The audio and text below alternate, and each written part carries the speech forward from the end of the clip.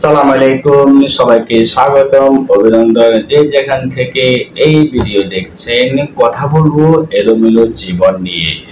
এলোমেলো জীবনের পিছনে ছুটতে ছুটতে ক্লান্তি আমরা, ভবিষ্যতের আশায় আজকেও অবহেলায় ফেলে দিই।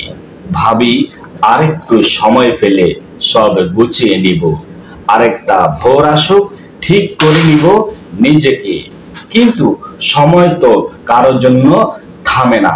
জীবনের ক্যালেন্ডারে শেষ দিন বলে কিছু থাকে না।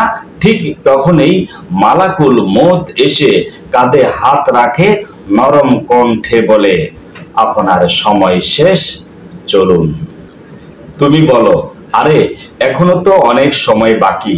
তিনি বলেন, সময় তো ছিল, কিন্তু তুমি ব্যস্ত ছিলে এই দুনিয়ায়, গোছাতে চাওনি আত্মাকে, ফেরাওনি প্রভুর পথে।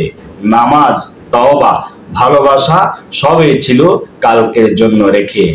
আজ আর কোনো কাল নেই, কোনো সুযোগও নেই, শুধু কবরের নীরবতা আর অপেক্ষা হিসাবের দিনটার।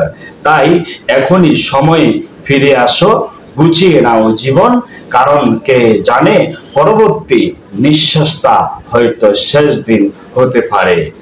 ভালো থাকবেন আর সবাইকে ভালো রাখবেন।